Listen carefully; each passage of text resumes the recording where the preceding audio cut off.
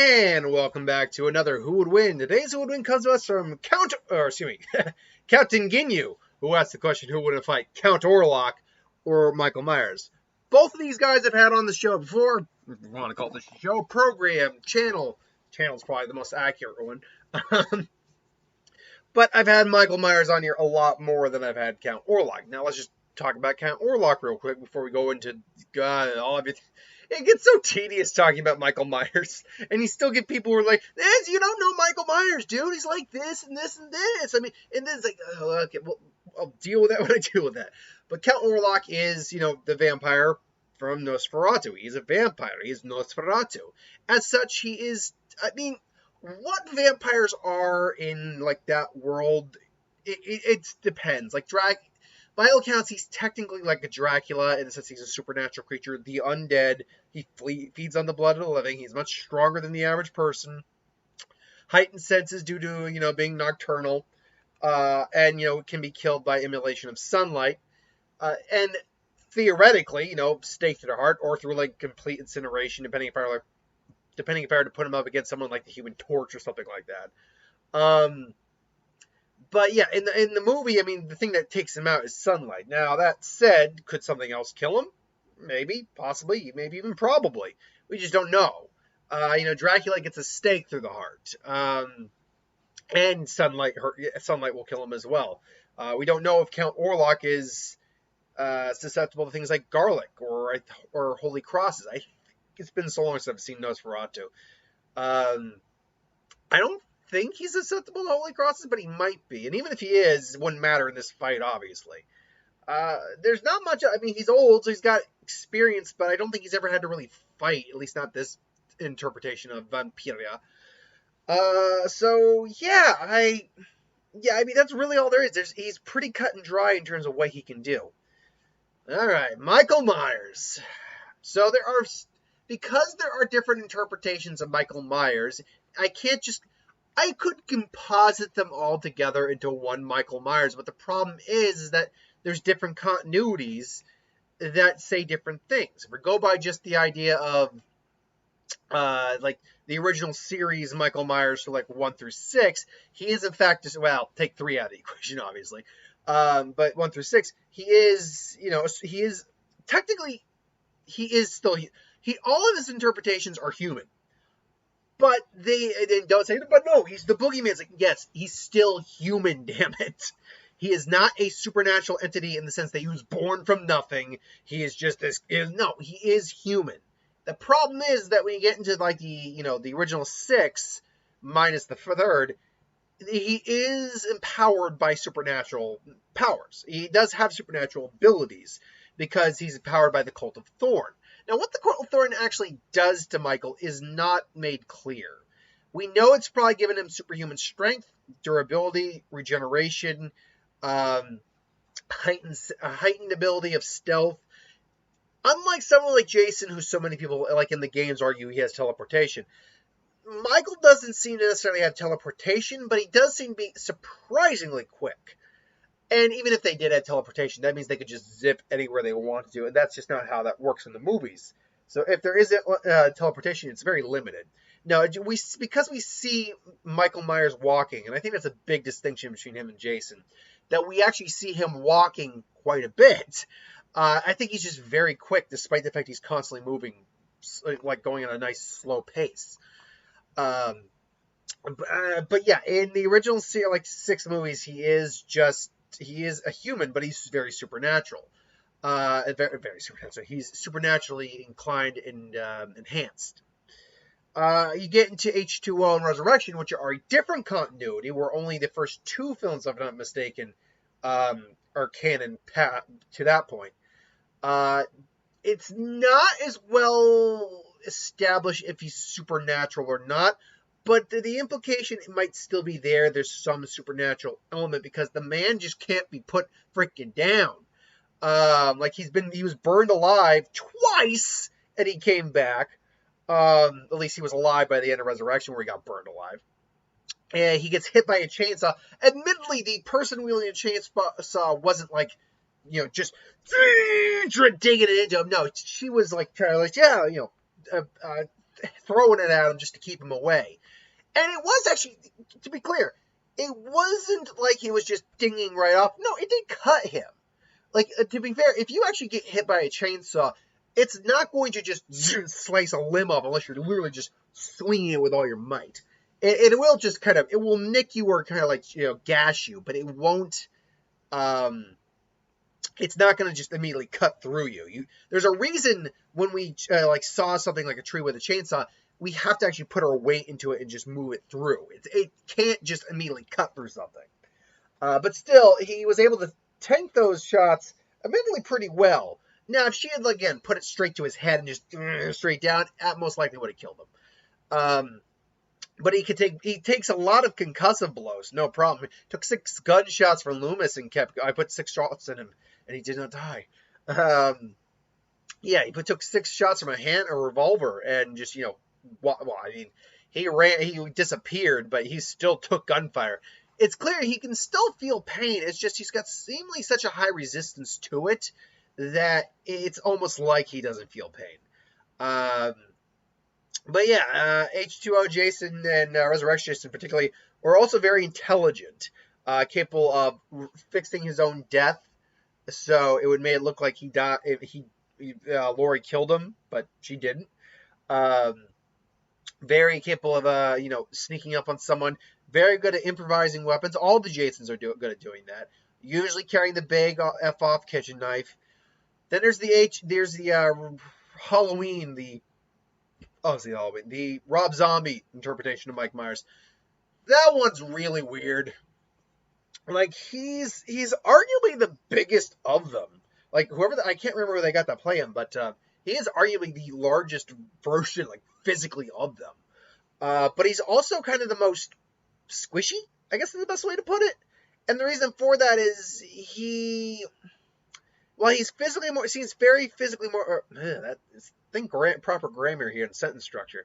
While he is more physically powerful than any normal person, and he is a bit faster, for at least the little bit we've seen, there's nothing really supernaturally inclined of. You can make an argument about the whole seeing I can't remember exactly what it was. He was hallucinating this woman and stuff like that. Then, the girl at the end was possibly hallucinating her as well. So you can make maybe that argument. There was something supernatural manipulating him. But truth be told, I never got that interpretation or that impression with this interpretation of Michael Myers. I more got that he was just psychologically messed up. These are the eyes of a psychopath. So yeah, I don't really liken the Rob Zombie Mike Myers in high regard, to be fair. So then you have the current era, which is Halloween, the new Halloween, and Halloween Kills. Which is direct sequels only to the first one, and the old Mike Myers that we have here is still a beast, still a tank, still vicious and physically powerful and ruthless. He has all the abilities Michael always had, at least without being supernaturally inclined. But even in the trailer for Halloween Kills, Laurie even says he's still flesh and blood. He's still a man, and that's proven when he got shot. He had a shotgun blow off part of his hand. Now, if we go through the movie, the new movie coming up, and he's somehow got those fingers back, well, now we're like, okay, now maybe he is supernatural. He's got supremely powerful regeneration capabilities, because within the confines of the movie's timeline, that's only minutes to hours after that happened. So that's pretty impressive if that's the case. But no, it's clear, he can be killed. He could be shot. He had his fingers blown off. He was bleeding pretty well from that, too. But he was just ignoring it, too. This version of Michael Myers seems to have a really high pain tolerance. So, with that said, if assuming we're giving all of them their patented, clear-cut, big old steak kitchen knives, big old kill you and stick you to the wall kitchen knives, who comes out on top in this? I'm going to get the Rob Zombie one out of the way. While, yes, he's physically powerful, Orlok is probably just as physically powerful. We never really see the full extent of his strength. If anything, I think it's Shadow of the Vampire, which is basically a movie about the making of this movie, except the person playing Count Orlok is in fact a real vampire, and he's played by Willem Dafoe. I think this was called Shadow the Vampire. Hold on. I'm checking that right now. Shadow of the Vampire, because I know there's a movie that called that. Shadow of the Vampire. If it's okay. Was that the? Yes, that's exactly what it was. Yeah, that's what that was. It had John Malkovich. Willem Dafoe played the Orlok character. Um, so yeah, it is basically, yeah, he's a real vampire, but yeah, and all the stuff that goes in there. He kills Carrie Elways in that, and ironically, he killed the character who played a vampire in Blade. I do remember that. But yeah, so he's far tougher than any normal person. Like gunshots aren't going to work on him or anything like that. But obviously, Michael only has the knife in this scenario. I could give him other things too, but that's now just throwing the kitchen sink. Because literally, there's nothing this guy I couldn't give this guy. I could give him a machete. I could give him an axe. I could give him a pitchfork. I could give him trying to think of anything else, like a crowbar. I could literally give him anything, but that is what he generally has. On average, he has like a big knife. So, in theory, could that kill Orlok? I think I said Orlok by mistake. Could that kill Orlok, the knife? Theoretically, yes. But because we only see him be killed by the sunlight, it's debatable or not whether that works. So the big problem here is that if that doesn't work, then the fight's basically just got to go on till sunrise and daylight, and then he wins just through battle of attrition alone. Michael. The question is, can any of these versions of Michael ultimately do that if the knife's not going to work? Rob Zombie one, no, he can't do that. If anything, he's probably going to be the easiest one to take down because he's got next to no supernatural elements to him. That are especially none that would actually help him because he ended up dying. He was killed at the end of the second one. He got stabbed in the face repeatedly, so that Michael Myers was probably the easiest one to kill. If we're going by the current series, first movie, Halloween 2018, and Halloween Kills Michael, he's probably a little tougher and probably has a higher pain tolerance. But now you're dealing with an older Michael who, even though he's still physically like a monster, he's now lost a bit of step, admittedly. Like he's not as powerful, allegedly, as he should be. We can't confirm or deny that, but you'd have to assume with age, if he is still flesh and blood, as they say, that he would still have some effects of aging on him. So Orlok would again make a meal out of him, more or less. And then now we go into the more supernatural versions. So H2O Resurrection versions of Michael. And that one's different because while it's still up in the air whether or not he's supernatural, we've seen that version of Michael take a severe beating and keep going. And fire, I think, would actually be a hazard to Orlok as well. He would not want to just set Michael on fire because he himself would be at risk of being set on fire, and I think fire would actually hurt him. So now Orlok still would be. I think physically these guys are probably on an even playing field because of the supernatural enhancements that Michael has and the natural strength the vampire has. So, it's tough. I think, I will say this, because he would still have his knife and because he could still maybe injure Orlok with the knife, that once we get into the other versions of Michael, which is, the main series supernatural version of him, and the Resurrection H2O version, those are the versions of Michael I think stand the best shot. And I'll go so far as to say this. I think the 4 through 5, that's what we'll call supernatural Michael, he's got the better chance in a straight out fight to overpower Orlok.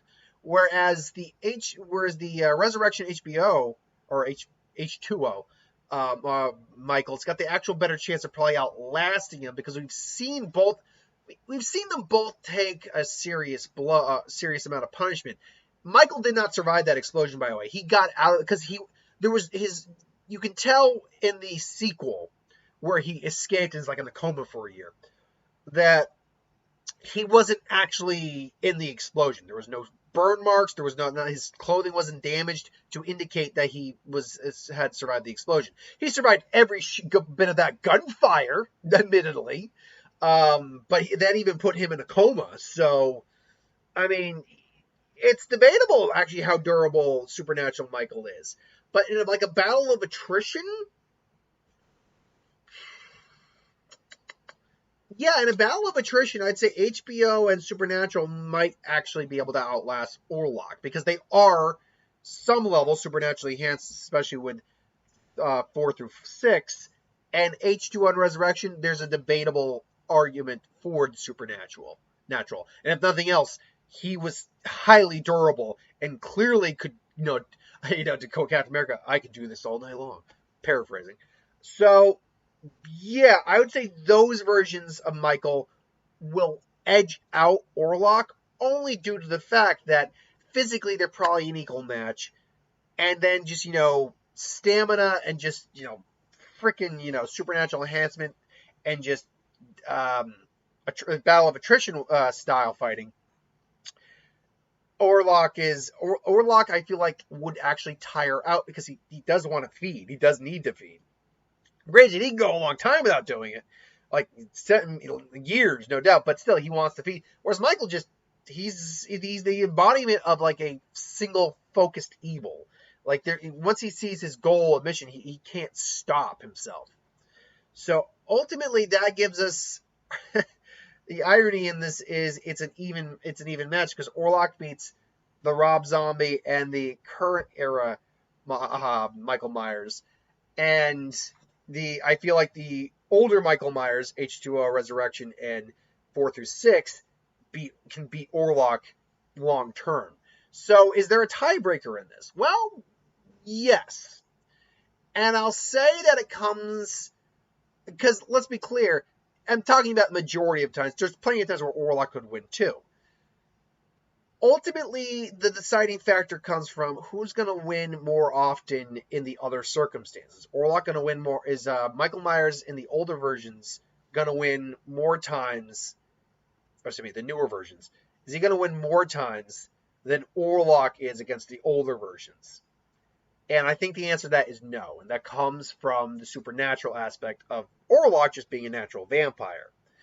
So because Orlok's going to win more times against the older Michaels than the newer Michaels are against Orlok, my ultimate answer is going to be Count Orlok. But I feel like this is a very close match. I mean, Orlok probably would be, hovering in the trees or, hovering behind the trees, come at Michael. Michael is just going to immediately kind of slash at him. They're going to go toe-to-toe in strength. And Michael's not a brawler, admittedly. Like, he's not a fighter. He's going to strangely use his physical strength, but Orlok can match his physical strength, which means Michael's actually got to try some different tactics. Orlok maybe comes down, chomps on him, and starts to feed on him, but Michael's just like, pulls him off, is actually able to pull him off, which surprises Orlok, that this guy's got this much strength. And like he comes in there, starting to like kind of he's clawing at Michael, trying to bite him. Michael brings out a knife, slices his chest, and now Orlok's like, ugh. He's just sneering.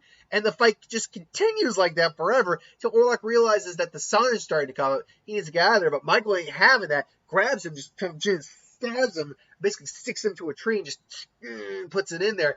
And even if the knife isn't going to kill him, it's going to incapacitate him long enough to be like, the sun comes up and turns to ash. So ultimately, yeah, Michael will probably win the scenario. That's where the scenario where Michael wins. In the scenario where Orlok wins, he just keeps cutting open Michael over and over again until Michael starts to actually bleed out. Because again, even with supernatural enhancements, he is still only flesh and blood. And Orlok could still just feed on him. Hell, he could probably break his neck. Not a lot of effort, but he could probably break his neck. So in the other scenario, Orlok is, just beating on him. He's getting messed around, so Orlok finally just comes on top of him, jumps in, just snaps his neck, and then just starts feeding on him. So ultimately, I go Orlok in the best two, basically 3 out of 5 scenario. But that is just my opinion. Let me know in the comments below if you think different. If you do, that's cool. Thanks for watching them. I hope you enjoyed. Like, comment, share, subscribe. As always, you want to review something, put in the comments below. Let us know. We'll do a review of it at some point. Hit that bell if you want to be notified. Thank you for watching, and I'll see you folks later.